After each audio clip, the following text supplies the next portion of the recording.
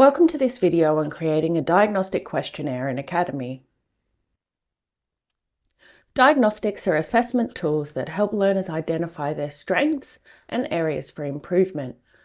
Responses are mapped to various criteria and indicators, providing clear feedback on performance across various competency areas.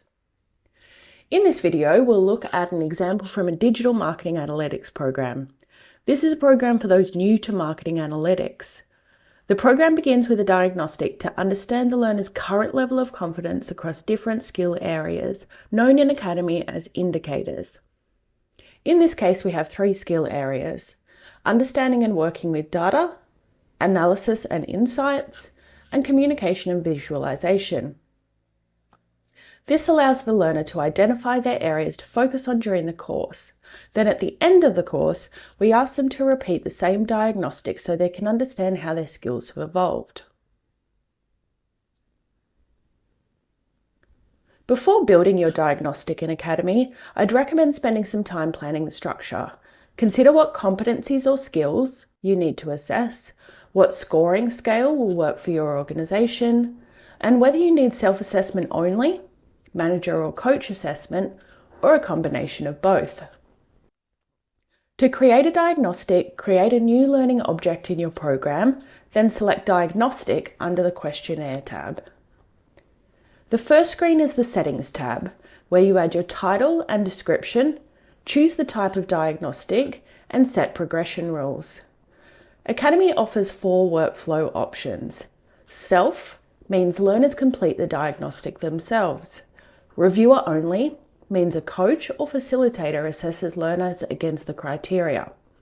Self and together means both the learner and the reviewer complete the assessment.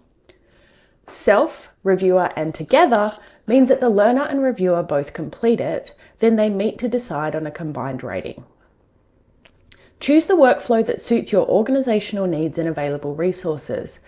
If you select an option requiring a reviewer, you'll need to set a progression rule. This determines whether learners can continue with other learning activities while waiting for the reviewer. You'll also specify which program role does the reviewing, such as a coach or facilitator. Please note that if you require a coach to review, all learners must have a nominated coach to complete the diagnostic successfully. The Indicators and Outcomes tab is where you create your indicators, the competency areas that you want to assess. You can choose how indicators are scored. Weighted sum adds up all scores for that indicator, while weighted average calculates the average of all scores for that indicator. Each indicator can have multiple outcomes based on the learner's overall score. You might have one outcome if the learner scores between 0 and 10, and a different outcome for scores between 10 and 15. The toggles at the top let you turn on feedback for each outcome, which displays to learners at the end. You can include an outcome code for easier reporting, and you can keep outcome values consistent when using the same outcomes for different indicators. The Workflow tab populates automatically based on your choices under the Settings tab. The toggles here relate to what actions learners and reviewers can take throughout the process. There's also a toggle for diagnostic reporting. This isn't enabled by default because diagnostic questionnaires can be personal in nature, so you need to decide whether it's appropriate to turn reporting on. The Instructions and Messages tab is where you include any relevant instructions for learners about how to complete the diagnostic. Next, the Questions tab is where you add your diagnostic questions. Each question must be mapped to a specific indicator to ensure that results display correctly.